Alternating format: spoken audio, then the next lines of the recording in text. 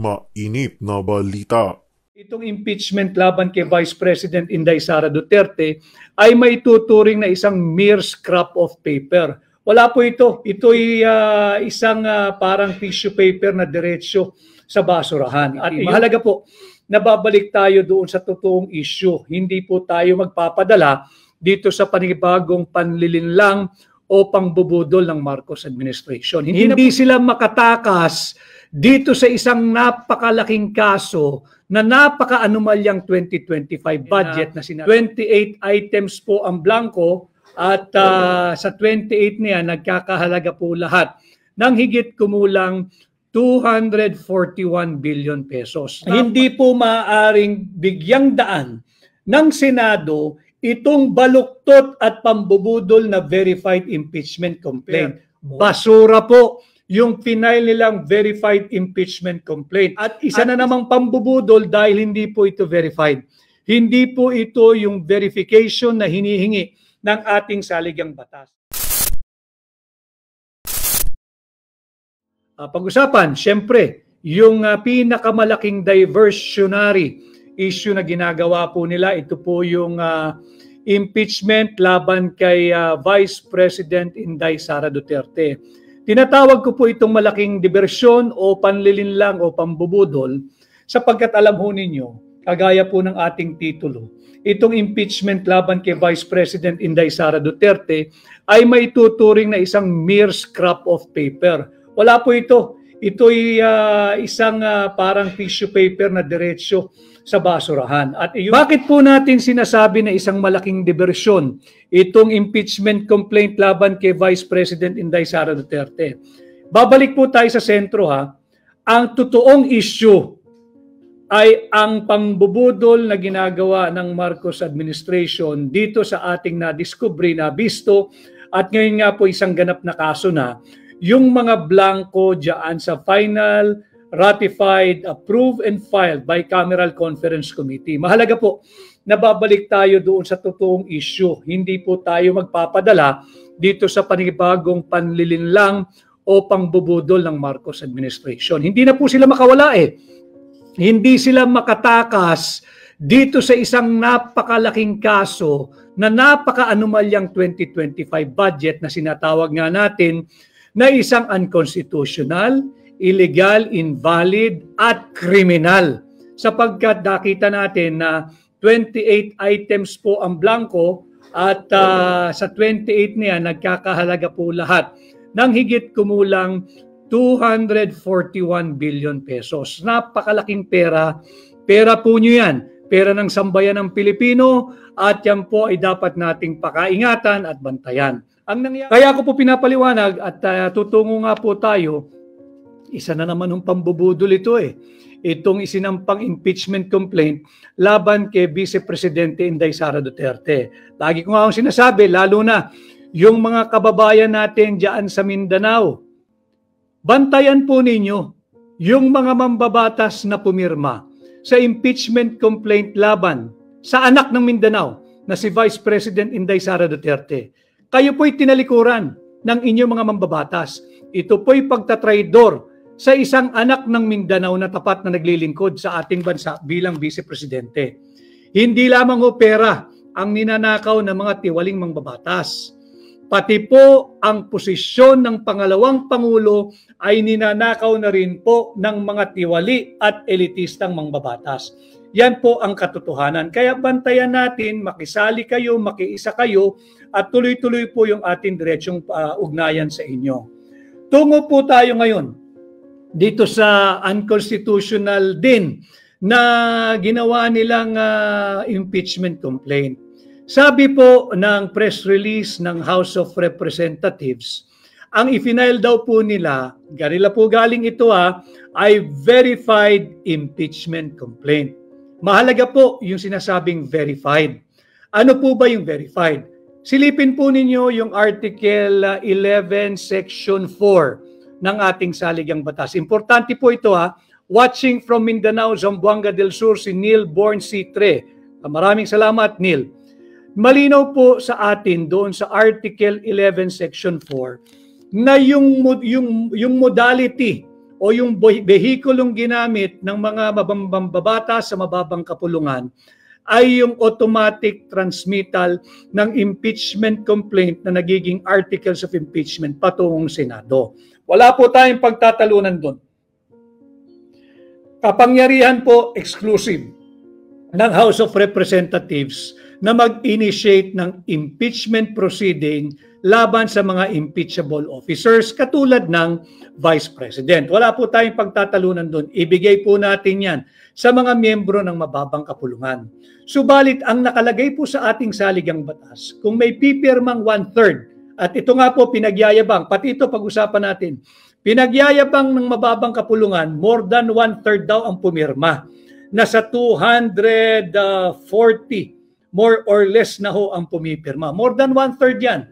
240 congressmen and women ang pumirma. Ngayon, sabi po sa ating saligang batas, dapat po ay verified. Ano po ibig sabihin ng verified?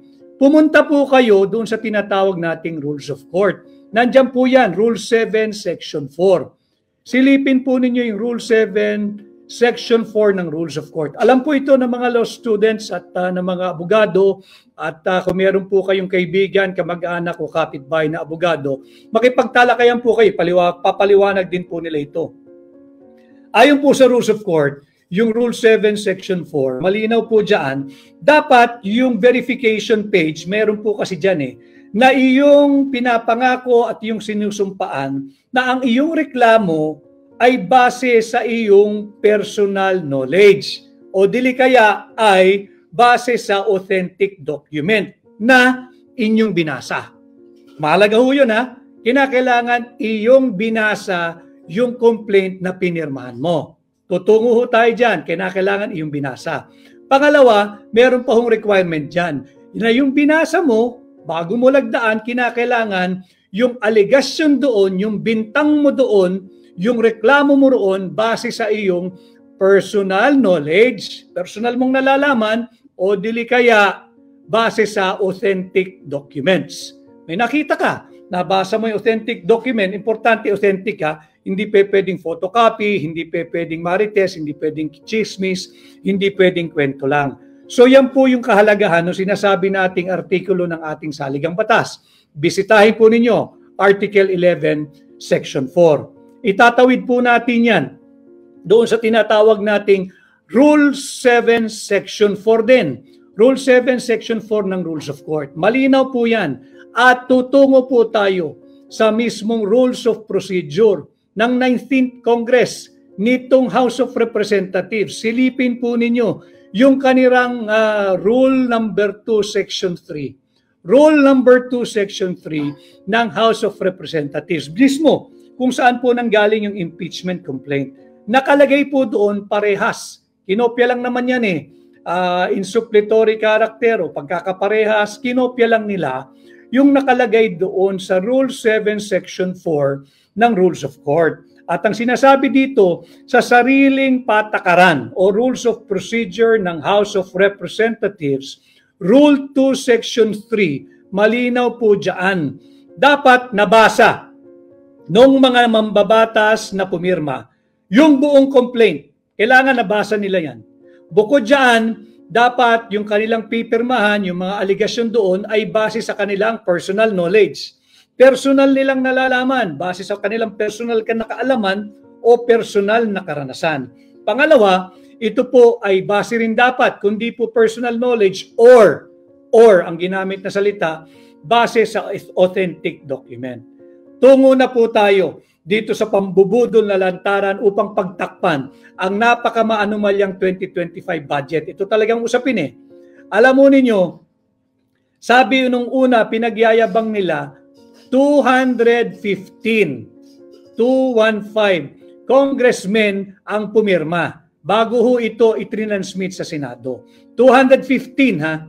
At ang usap-usapan ho noon nagsimula yung kanilang caucus ng alas 10 ng umaga nung araw na kanilang pinirmahan yung impeachment complaint. Alas 10 ng umaga, natapos po sila bago mag alas 5 ng hapon. So tanggalin na po natin yung lunch break. Tuloy-tuloy, wala na silang break. Pagbigyan na natin, kaganon sila siguro kasi sipag 7 hours po. 7 hours. Base doon sa ating saligang batas, base sa Rules of Court at base na rin dito sa Rules of Procedure ng 19th Congress ng House of Representatives, Rule 2, Section 3 ng sarili nilang panuntayan, kinakailangan nabasa. Imaginein ho ninyo, there are only 60 minutes in 1 hour. Lagay po ninyo yung 32 pages na verified impeachment complaint ay binasa, assuming binasa talaga ng bawat isang mambabatas ng 10 minutes each. Kasi babasahin mo eh. At pag binasa mo, kinakailangan iniintindi mo yung aligasyon sapagkat seryosong usapin ito. You are trying to rob the Filipino people of a lawfully, democratically, legally, and constitutionally elected Vice President. So dapat yan line by line, inuunawa mo at sinisiguro mo base sa iyong personal knowledge or authentic document. There are only, kung tigto sa 10 minuto, sa isang oras ang makakapirma lang pag kanyang pinag-aralan ay 6. Kasi tig sa 10 minuto ay 60 minutes eh. Doon po sa 7 oras na sila'y nagpulong-pulong, lagay mo ng 6, i-multiply nyo po yung 6 na pipirma kada oras, times 7, lalabas po dyan, ang makakapirma lang talaga ay 42. 42 congressmen and congresswomen. Ngayon, saan galing yung 215 na pumirma? Binasa ba nila? Naintindihan ba nila? Base ba ito sa kanilang personal knowledge or base ba ito sa authentic document? Pahabain po natin. Lagay na lang natin, marunong po silang lahat mag-speed read. Talagang mabibilis magbasa at talagang matatalino na intindihan nila yung aligasyon na kanilang ibinibintang at ipinupukol sa ating pangalawang Pangulo at dahil sa kagustuhan nilang nakawin ang posisyon ng pangalawang Pangulo, minadali nila. Lagay po natin na tigli 5 minuto kada magbabasa at pipirma. Kung 5 minuto kada kongresista, sa loob ng 1 oras, 12 kongresista lang ang maaaring makapirma. Kasi nga 5 minuto eh. And times 12, di 60 minutes po yun, 1 hour. 7 oras po silang nagpulong, closed door, lagay mo na, walang lunch break, wala lahat. Walang toilet break, walang water break, walang break lahat. 7 hours. Lagay po ninyo yung 12 times 7. Kada oras may 12 pipirma. Sa 7 oras, ang makakapirma lang na umunawa, umintindi at binasa ay lalabas sa 84 congressmen and women. 84. Sa buong araw na yon na sila'y nagpulong ng 7 oras. 84. Saan galing? Yung 215 signatures. Ibig sabihin, merong hindi nagbasa, meron na lamang pumirma. Ano naman ngayon kung tanong ninyo kung hindi niya binasa, gusto niyang pirmahan. Bawal po kasi yun. Yun po yung mahigpit na seguridad na binibigay ng ating saligang batas. Pagdating doon sa 1/3 na pipirmahan at i-endorso ng mga mambabatas, kinakailangan po verified impeachment complaint. Ano po uli ang ibig sabihin ng verified? Ito po'y dapat binasa, naintindihan, naunawaan, at ito'y base sa kanilang personal knowledge or authentic document. Ngayon, kung sila po'y magpapalusot na naman at bubuduli na naman tayo, sabihin nila na 2 araw nilang ginagawa itong makabudol na impeachment complaint, multiply nyo lang po yung aking halimbawa. Kung 10 minutes each, sa 6 hours, per hour, 6 lang makakapirma. Sa 7 oras, 42. Kung 2 araw nilang ginawa iyan, ganun din 84 lang ang makakapirmang umunawa doon sa kanilang verified impeachment complaint sa loob ng 2 araw. Hindi pa rin po mapapaliwanag bakit 215. Ngayon, kung sabihin po natin na nag-speed read nga po sila, magagaling sila, matatalino at henyo sapagkat sila lang ang nakakasagot ng 3 plus blank is equal to 6.325 trillion. Pagbigyan na rin po natin sila rito. Kung 12 kongresista po ang pipirma kada oras, sa 7 oras ay may 84. Kung 2 araw nilang trinabaho yan, 168 congressmen lamang po ang makakapirma. Sa 2 araw na yan, 168. Saan galing? Yung 215 congressmen. paano nakapirma yung 215 congressmen doon sa impeachment complaint. Kung imposible na makapirma ang 215 sa 2 araw, higit pong imposible na makapirma yung 215 sa loob ng 1 araw, sa loob ng 7 oras na wala na pong break. Kaya sinasabi natin na talagang kulang, mali at hindi na naman naaayon sa ating saligang batas itong verified impeachment complaint. Malinaw po kasi, silipin po ninyo, kaya ho natin pinasisimple yung usapan sapagkat ang atin pong misyon ay maghatid sa inyo ng nararapat at tamang impormasyon at sinisikap ko pong pasimplihin itong mga mahalagang usaping bayan na dapat po'y kabahagi kayo.